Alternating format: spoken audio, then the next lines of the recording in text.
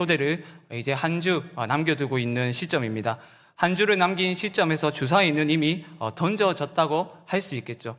그동안 교회의 안내에 따라서 태신자와 접촉을 하신 분들이 또 계실 것이고, 또 접촉을 하기 위해서 준비하는 과정 가운데 계신 분들도 아마 있을 것이라 생각이 드는데요. 어떤 분들은 이제 초대에 응해서 내가 그날에 교회에 갈 수 있다는 긍정적인 반응을 들으신 분들도 있을 것이고, 시간을 내기가 힘들다는 등의 이유로 거절을 당한 분들도 있을 것이고, 또 시간을 낼 수 있으면 내가 그날 교회에 가겠다는 다소 애매한 답변을 들으신 분들도 있을 것인데요. 그렇다면 중요한 행사를 한 주 앞두고 있는 이 시점에서 우리가 해야 할 것은 무엇일까요? 우리 교회는 남은 한 주간을 어떻게 준비하면서 행복의 초대를 맞이해야 하는 것일까요? 바로 오늘 본문 속에서 그 해답을 한번 찾고자 합니다. 본문은 헤롯 왕이 손에 들어서 교회를 심하게 박해할 때의 일입니다. 교회의 기둥이었던 야고보는 이미 목숨을 잃어버린 상황이고, 또 다른 기둥이라 할 수 있는 베드로는 옥에 갇혀버린 상황에 있습니다.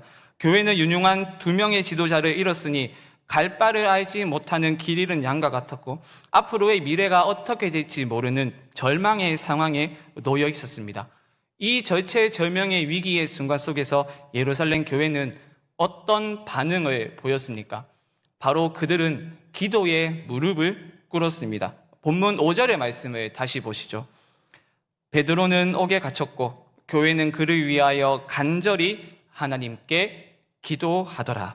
물론 이전에도 교회를 향한 박해가 있었습니다. 하지만 본문의 박해는 이전에 있었던 박해와 비교했을 때 큰 공포를 교회에 가져다 주었던 박해였는데요. 한 명의 지도자는 이미 목숨을 잃었고, 또 다른 지도자는 옥에 갇힌 상황이니 교회의 씨를 말리려는 그야말로 전대미문의 사건, 잔인한 박해였다고 할 수 있습니다. 교회는 이런 위기 속에서 베드로를 석방하기 위한 어떤 인간적인 방법도 고안하지 않았습니다. 로마에 올릴 탄원서를 작성하지 않았습니다. 정부의 높은 사람에게 줄을 대어서 헤롯과 면담하려는 시도도 하지 않았고요. 잘 훈련된 특수부대를 고용해서 무력으로 베드로를 탈옥시키려는 시도도 하지 않았습니다. 또 뇌물을 준비해가지고 뒷돈을 주면서 베드로를 석방하려는 시도는 더더욱더 하지 않았는데요. 그들은 인간적인 모든 방법을 다 버리고 오로지 하나님 한 분께만 매달리는 기도의 무릎을 꿇겠다고 결단했습니다. 그리고 그 결단이 모든 상황을 뒤바꾸었습니다. 그들이 구체적으로 어떤 기도를 하나님께 했는지는 알 수 없지만 확실한 것이 있다면 하나님께서 이 위기 상황에 개입해 주실 것을 기대하며 기도했다는 것인데요. 어떤 사람은 이 교회가 베드로의 석방을 두고 기도했다고 이야기를 하지만 이후의 말씀을 보시면 베드로가 풀려나게 될 것이라고 그들이 기대하지 않았음이 확실합니다. 하나님의 개입으로 탈출한 베드로가 마가의 집에 갔을 때 모여있는 사람들이 베드로를 보고 이런 반응을 했는데요. 14절과 15절의 말씀입니다. 베드로의 음성인 줄 알고 기뻐하여 문을 미처 열지 못하고 달려 들어가 말하되 베드로가 대문 밖에 섰더라 하니 그들이 말하되 네가 미쳤다 하나 여자아이는 힘써 말하되 참말이라 하니 그들이 말하되 그러면 그의 천사라 하더라. 그리고 베드로를 본 그들의 반응은 놀라움과 두려움이었습니다. 만약 그들이 베드로의 석방을 두고 기도를 했다면 그들의 반응이 놀라움이나 두려움이 아니라 그들의 기도에 신실하게 응답하신 하나님을 향한 감사와 찬양의 반응이 터져 나오는 것이 마땅했겠죠. 그래서 교회는 아마도 베드로가 가벼운 형벌을 받을 수 있도록 기도를 했거나 신문과 처형을 이겨낼 수 있는 힘과 용기를 그에게 달라고 하나님께 간구했을 것이 분명한데요. 기도의 내용이 무엇이든 가장 중요한 것은 교회가 사라질 수도 있는 이 절체절명의 위기의 순간에 그들은 숨지 않고 낙심하지 않고 염려하지 않고 함께 모여서 하나님께 기도했다는 겁니다. 그들은 교회의 이 중차대한 사건을 자신의 어떤 일보다도 더 소중하고 무겁게 생각했습니다. 그리고 이것을 위해 온 마음을 함께 모아서 기도했습니다. 남녀노소, 신분과 기청에 상관없이 차별 없이 모든 사람이 함께 모여서 기도에 무릎을 꿇었습니다. 모인 사람은 여럿이었으나 그들의 마음은 하나가 되었고 한 마음과 한 뜻으로 한 기도 제목을 두고 열렬히 하나님을 향하여서 기도했습니다. 그들은 자신들의 이 기도를 하나님이 들으실 것을 믿었습니다. 하나님께서 어떠한 방법으로 응답하실지는 알 수 없었으나 하나님은 전능하시고 헤롯보다 더 높으셔서 이 상황을 능히 바꾸실 수 있다고 그들은 확신했던 겁니다. 어려움을 당했을 때 기도하지 않고 핑계만 대는 것은 낙심하는 것만큼 나쁜 것이겠죠. 근심과 염려로 우리의 마음을 썩일 시간에 하나님께 우리의 마음을 토해 놓는다면 얼마나 놀라운 일들이 우리의 삶과 우리의 가정과 특별히 우리 교회 가운데 일어나겠습니까? 특별히 행복의 초대를 한 주 앞둔 이 시점에 교회가 마음을 모아서 함께 기도해야 하지 않겠습니까? 우리에게 필요한 것은 초대되어 온 모든 사람에게 웃음을 선사해 줄 수 있는 어떤 프로그램이 아니겠죠. 비싼 선물을 준비하는 것도 아니겠죠. 이름만 들으면 누구나 다 알 수 있는 유명한 연예인을 초대하여서 화려한 언변으로 태신자들의 신금을 울릴 간증은 아마도 더더욱 아닐 것입니다. 우리가 품은 태신자들의 구원을 위해서 그들이 복음 안에 있는 참된 행복을 발견할 수 있도록 온 교회가 함께 기도의 무릎을 꿇어야 할 때이지 않습니까? 하나님만이 그들의 마음을 하나님께로 돌이키게 하실 수 있으니 하나님께서 친히 개입하셔서 생명이 잉태되는 역사를 우리가 볼 수 있도록 하나님께 기도해야 하지 않겠습니까? 특별히 내일부터 행초 특별새벽 기도회가 진행이 되는데 평소보다 조금 더 일찍 일어나셔서 기도의 자리로 나아오셔서 한 마음과 한 뜻으로 하나님의 일하심을 두고 우리가 기도해야 하지 않겠습니까? 혹 태신자와 접촉에 실패했다고 좌절만 하고 있을 겁니까? 그들이 기쁨으로 선물은 받았지만 교회에 가기는 부담된다는 말을 듣고 혹시나 낙심하지는 않았습니까? 그래서 내가 품은 태신자가 이번 행체호에는 못 오니까 이번 특별 새벽 기도회는 나와 상관없는 기도의 자리라고 여러분들이 혹시나 생각은 하고 있지는 않습니까? 나는 태신자를 품지 않았으니까 내 태신자가 이번에 행초 때 오지 못하니까 나 몰라라 생각하면서 나와는 상관없는 그런 기도의 자리라고 생각을 해서는 안 되겠죠. 비록 내가 품은 태신자가 없거나 품었던 태신자가 교회에 못 온다 하더라도 다른 지체가 품은 태신자를 위해서 특별히 그날 선포된 말씀을 위해서 말씀을 통한 놀라운 회심의 역사가 그날 있을 수 있도록 우리가 한 마음으로 열렬히 기도해야 하지 않겠습니까? 지금 예루살렘 교회를 한번 보십시오. 그들은 절체절명의 순간에 낙심하지 않았습니다. 절망하지 않았습니다. 좌절하지 않았습니다. 하나님이 살아계셨고 전능하신 하나님께 기도할 수 있었고 그분이 우리의 기도를 들으사 반드시 이 상황을 역전시켜 주신다는 믿음이 그들에게 있었기 때문에 그들은 끝까지 그리고 간절히 하나님께 기도의 무릎을 꿇었습니다. 그러므로 사랑하는 여러분, 행복의 초대를 한 주 남겨두고 있는 이 시점에 기도의 자리로 나아오시기를 바랍니다. 하나님의 도우심과 하나님의 개입과 하나님의 인도하심을 구하실 수 있기를 바랍니다. 나 혼자 골방에 들어가서 기도하며 금식하며 된다는 생각은 버리십시오. 물론 개인 기도 매우 중요합니다. 새벽이 되었든 저녁이 되었든 하루 중 시간을 정해서 기도의 골방에 들어가서 무릎을 꿇고 금식하며 기도하는 것은 매우 중요합니다.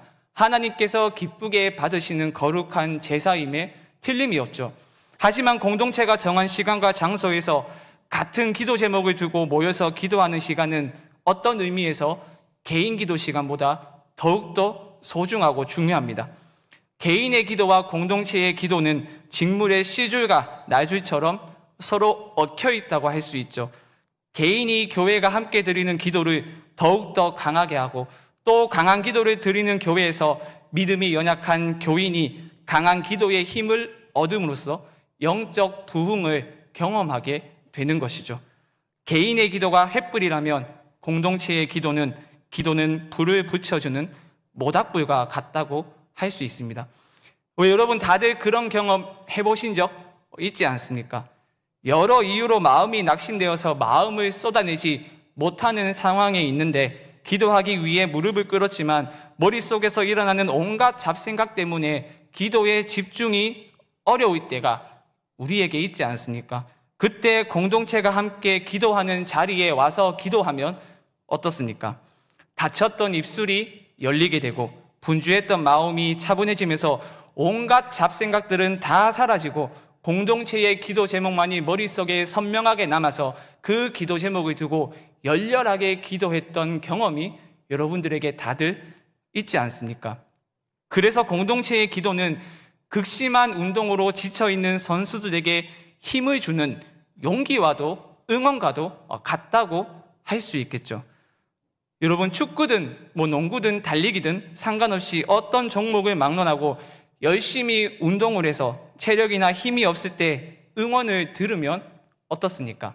다시 힘이 나고 용기가 나고 체력이 다시 한 번 더 우리 속에서 일어나는 것을 여러분들 미디어를 통해서 보거나 여러분들이 또 직접 경험해 보신 적이 있지 않습니까? 정말 죄송하게도 제가 달리기 이야기를 또 해야 되겠습니다.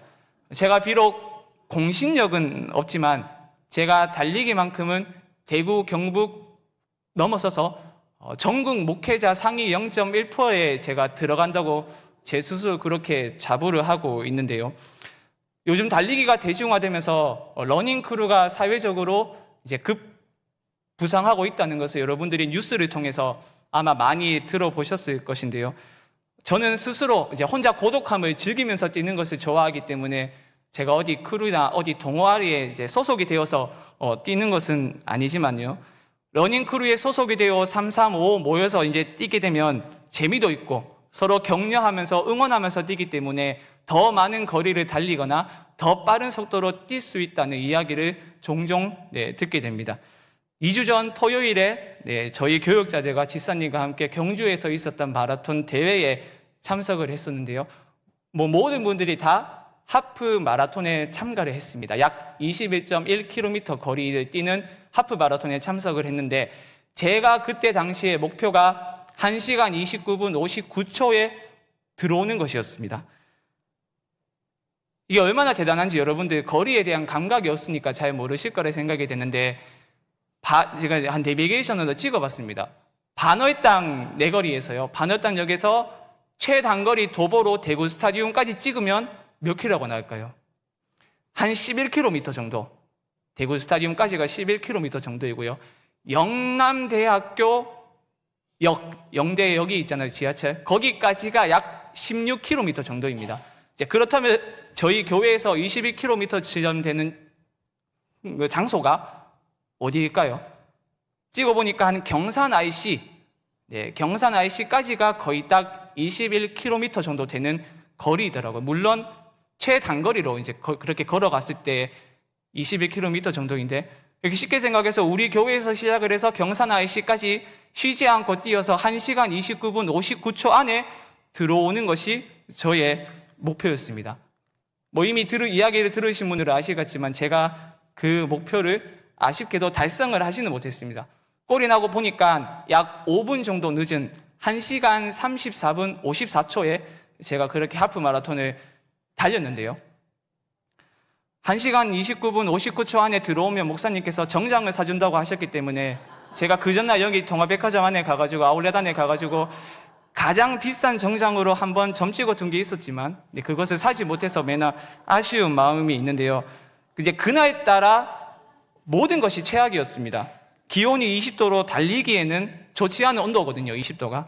그리고 비도 왔다가 그치고 하면서 습도까지 높았으니까 실질적으로 제가 몸으로 느꼈던 체감 온도는 20도를 훨씬 웃도는 온도였고요.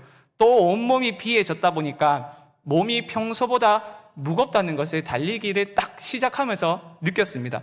또 사람이 정말로 많이 있었거든요. 사람이 많다 보니까 병목 현상이 심해가지고 원래는 일직선으로 쫙 달려가야 되는데 사람이 하도 많으니까 사람이 없는 곳을 찾아가지고 지그지그 제구로 달리다가 인도로도 달리고 인도로 달리다가 5km 지점에서 물을 마셔야 되는데 그것도 지나쳤거든요. 그래가지고 정작 후반부에 힘을 내서 힘있게 달려나가야 되는데 그렇게 체력 소모를 하다 보니까 반환점인 10km를 돌고 이제 힘이 나지 않는 겁니다. 그래서 1시간 29분에 들어오는 것은 다음 기회로 미루고 그래도 우리나라의 자랑이라 할 수 있는 문화유적이 많은 경주까지 내가 왔는데 그냥 경주에 있는 시내를 보면서 여러 가지 구경을 하면서 그냥 재밌게 달리자, 이렇게 생각을 조금 바꿨습니다. 그런데 마라톤 대회에 나가면 재미있는 현상이 하나 있는데요. 바로 응원 문화입니다. 제가 아까 이야기했었던 러닝 크루가 응원하러 오거든요. 이제 그 사람들이 주로에 있으면서 자기들의 크루 대원들을 응원을 합니다. 근데 응원을 할 때 자기 크루에 속한 사람들만 응원을 하는 것이 아니고 주로에서 달리는 모든 사람에게 격려와 응원의 말도 하면서 하이파이브도 함께 해주거든요. 그 러닝 크루 말고도 경주에 살고 있는 주민들도 거리에 나와서 굉장히 많이 응원을 해줍니다. 어르신들 같은 경우에는 젊은 사람들이 힘겹게 달리는 모습이 얼마나 대견하겠어요. 아들 보듯이 쳐다보시면서 힘내라고 응원을 해주시고요. 사물놀이도 있습니다. 그런 소리들을 듣게 되면 없던 힘이 다시 내 마음속에, 내 몸에서 일어나는 것을 경험을 하거든요. 제가 저희 교회에서 제일 빠르다 보니까 반환점을 제일 먼저 돕니다. 반환점을 돌고 이제 가면서 반대편에서 오는 사람들을 보거든요. 보다가 저희 목사님이나 남 목사님이나 서 목사님이나 다른 집사님들이 오고 있는 것은 아닌지 봅니다. 그러다가 눈이 마주치면 서로의 이름을 부르면서 힘내라고, 화이팅하라고, 지금 속도대로 밀고 나가면 목표에 있던 기록을 이룰 수 있다면서 그렇게 서로 격려하면서 뛰다 보면 없던 힘이 다시 솟아나고 후반부에 있는 레이스를 힘있게 끌고 나갈 수 있는 것을 여러분들 달리기를 시작하면 아마 경험을 하실 거라고 생각이 되는데요. 여러분, 제가 왜 이런 이야기를 하겠습니까? 공동체가 함께 모여서 기도하는 것이 바로 이런 응원과도 같기 때문입니다. 비록 힘내라는 응원의 말은 우리가 기도하는 시간에 하지는 않지만 공동체가 함께 모여 기도할 때 한 사람의 심령에 붙은 기도의 불이 다른 사람에게 옮겨지고 그 기도의 불이 또 다른 사람에게로 옮겨지게 되면서 함께 모여 기도하는 그 순간만큼은 교회가 활활 타오르는 용광로와 같다고 할 수 있는 것이죠. 그리고 그런 공동체의 기도는 큰 화살이 되어서 하늘 보좌에 닿는 큰 활이 되는 겁니다. 믿음의 선배들인 초대교회 교부들은 종종 기도를 하늘을 향해 쏘는 화살에 빗대어서 이야기를 했었는데요. 그들은 이렇게 이야기를 했습니다. 쏘자 쏘자, 기도의 화살을 쏘자.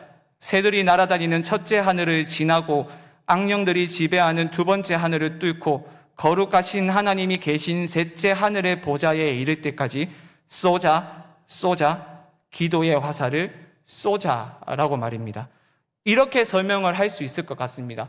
개인 기도가 손으로 쏘는 화살이라고 한다면 공동체가 함께 모여 기도하는 그 순간만큼은 발로 쏘는 화살, 이렇게 빗대어서 설명을 할 수 있겠는데요. 우리가 알고 있는 손으로 이용한 화살은 손의 힘만을 사용해서 활을 당기기 때문에 멀리 쏘지 못하죠. 상대적으로 발을 이용해서 쏘는 활보다 멀리 힘있게 날아가지를 못합니다. 반면에 발로 쏘는 화살은 이야기가 다르죠. 등에 땅을 대고 누워서 하늘을 향해 힘껏 쏘기 때문에 더 멀리 날아가고 더 힘있게 날아가고, 그래서 가속력과 추진력이 더해져서 손으로 쏘는 화살보다 더 큰 위력이 있습니다. 공동체가 드리는 기도가 바로 발로 쏘는 화살과 같습니다. 한 사람이 골방에서 드리는 기도도 중요하고 하나님이 그 기도를 기쁘게 받으시는 것 또한 분명한 사실이지만, 공동체가 함께 모여 기도할 때 결국 함께 모여 기도하는 그 장소가 하늘을 향해 힘껏 쏘아 올린 화살이 되어서 하늘 보좌를 향하여서 힘있게 쭉 뻗어나가는 화살이 되어서 하나님이 계신 하늘 보좌에까지 닿게 되는 것입니다. 지금 예루살렘 교회를 다시 한번 보십시오. 그들의 기도는 간절했습니다. 그들은 냉랭하고 무성의하게 기도를 하지 않았습니다. 힘겨운 싸움을 하고 있을 베드로를 생각하며 자신들이 할 수 있는 한 모든 힘을 다하여서 기도했습니다. 함께 모여 마음을 하나로 모아서 열렬하게 기도했습니다. 그리고 그 기도는 하늘을 향해 힘껏 뻗어서 하늘 보좌에까지 닿는 큰 화살이 되었습니다. 하나님은 그들의 기도를 외면하지 않으셨습니다. 외면하기에는 그들의 기도가 너무나도 열렬하고 뜨겁고 간절했기 때문입니다. 하나님은 그들이 생각지도 못한 방법으로 길을 내셔서 지도자를 되찾게 하셨고 헤롯을 심판하셨습니다. 이것은 그들이 단지 기도했기 때문만은 아닙니다. 그들이 함께 모여 한 마음 한 뜻이 되어 간절한 마음을 담아 열렬히 기도했기 때문에 쭉 뻗어나가는 힘있는 기도를 그들이 올려드렸기 때문입니다. 기도하지 않는 100명의 일꾼보다 무릎을 꿇고 기도하는 한 사람이 더 위대하다는 말이 있죠. 왜냐하면 사람이 일하면 사람이 일할 뿐이지만 한 사람이 기도하기로 결심하고 기도의 무릎을 꿇는다면 하나님께서 그 기도를 통하여서 일하시기 때문입니다. 하물며 온 교회가 정해진 시간에 같은 장소에 모여 기도의 무릎을 꿇는다면 그 기도가 하늘을 향해 힘있게 뻗어나가는 큰 화살이 되지 않겠습니까? 그래서 하나님께서 우리의 기도를 들으시고 놀라운 방법으로 역사하시지 않겠습니까? 온 교회가 기도할 때 선포되는 말씀에 힘이 있어 그들의 심령을 강타하여 모두가 아니더라도 단 한 사람이라도 하나님께로 돌아오는 놀라운 회심의 역사가 일어나지 않겠습니까? 그러므로 남은 일주일 더욱더 기도의 무릎을 꿇는 저희 교회가 되었으면 좋겠습니다. 내가 품은 태신자가 없거나 아니면 이번에 못 오더라도 다른 지체가 품은 태신자를 위하여서 우리가 그들의 이름을 직접 부르며 그들의 회심을 위하여서 그리고 선포될 말씀을 위해서 힘들더라도 금식하며 하나님께 기도의 무릎을 꿇었으면 좋겠습니다. 특히 무엇보다 내일부터 시작될 행초 특별 새벽 기도회 자리에 나아오셔서 기도함으로 말미암아 하늘 보좌를 향해 힘껏 뻗어나가는 기도의 화살을 쏘아 올리는 저희 교회가 되었으면 좋겠습니다. 그래서 인간적인 모든 생각과 방식은 다 사라지고 하나님의 일하심을 목도하는 이번 행초가 되어서 하나님께는 영광이 되고 온 교회에 큰 기쁨이 임하는 복된 시간이 될 수 있기를 주님의 이름으로 간절히 축원드립니다.